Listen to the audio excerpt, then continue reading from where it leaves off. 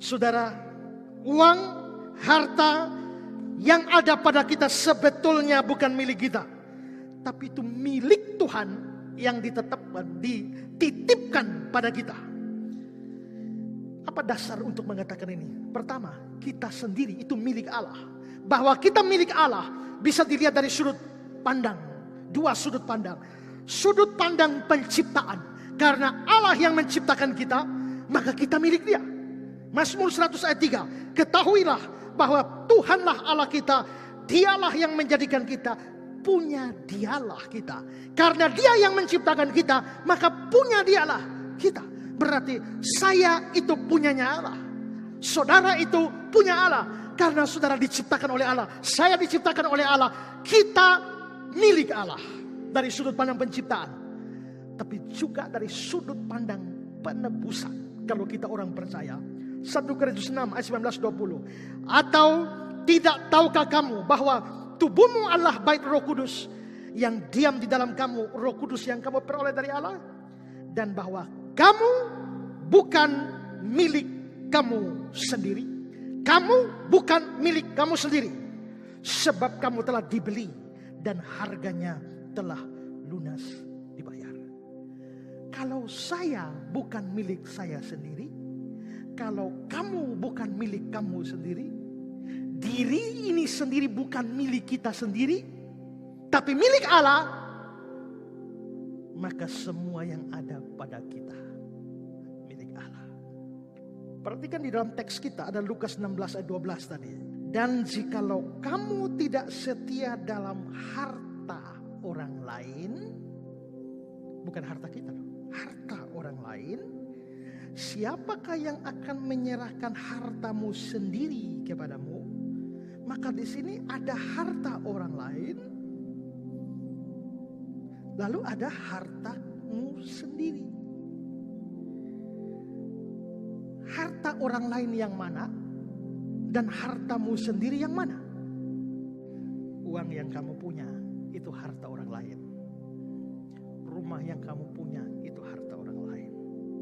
Mobil yang kamu punya itu harta orang lain. Semua yang kau punya di dunia itu harta orang lain. Terus hartamu sendiri? Hartamu sendiri nanti. Kalau kamu masuk surga dan mendapatkan upah, itulah hartamu yang sesungguhnya. Tapi yang kau punya di dunia itu harta orang lain, bukan punya kamu.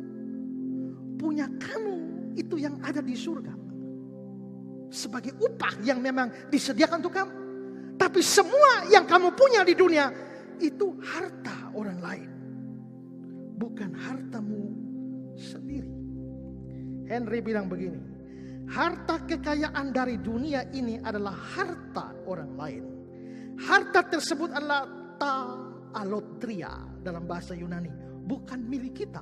Karena dia asing bagi jiwa, bagi sifat dan bagi kepentingan jiwa. Harta tersebut bukanlah milik kita, karena ia adalah milik Allah. Hak kepemilikannya atas harta itu melebihi dan mengatasi hak kita atas harta itu. Hak milik ada pada Dia, sedangkan kita hanya memakai atau menikmatinya saja.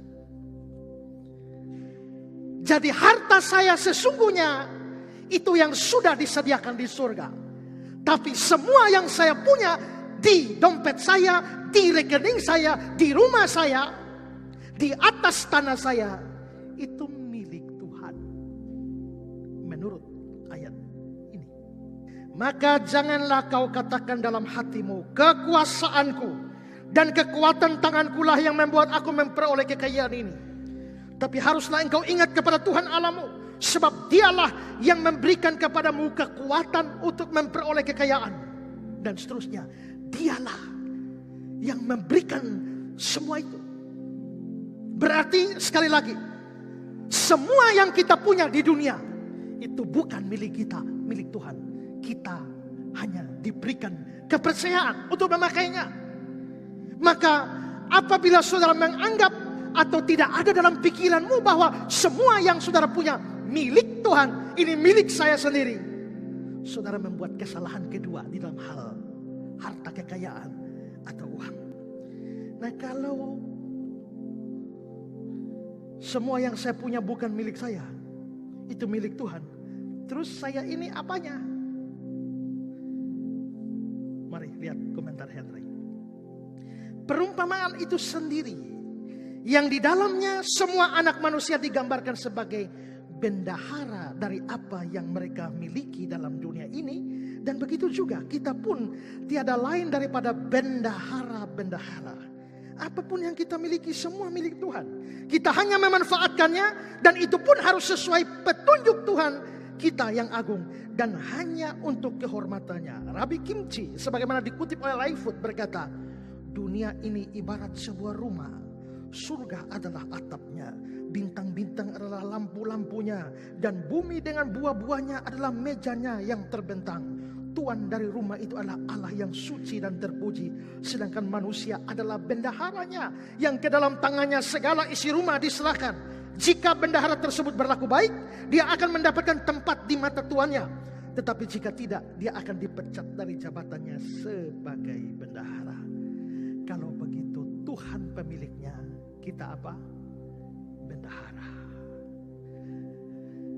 Berarti mobil saya itu mobilnya Tuhan. Saya ini bendaharanya. Rekeningmu itu milik Tuhan. Kau hanya bendaharanya. Rumahmu itu milik Tuhan. Kamu tuh bendaharanya. Semua kita bendaharanya. Tinggal lihat bendaharanya jujur atau tidak jujur. Jangan beranggapan bahwa semua yang ada dalam hidupmu, kekayaanmu adalah milikmu sendiri. Dan jangan sombong karena itu.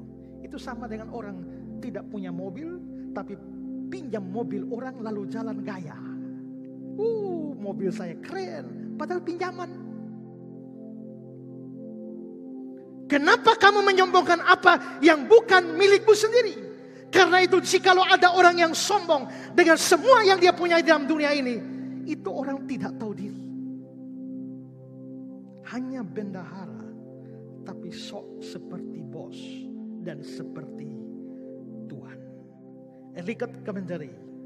Gagasan yang nampak dari ayat ini jelas adalah bahwa yang ditegaskan oleh perumpamaan itu, bahwa dalam kaitan dengan semua harta kekayaan lahiriah, kita adalah pengurus dan bukan pemilik.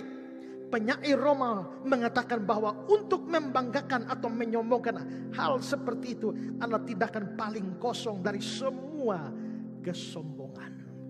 Jangan sombong dengan semua yang kamu punya, karena semua milik Tuhan. Kamu hanya pengurusnya.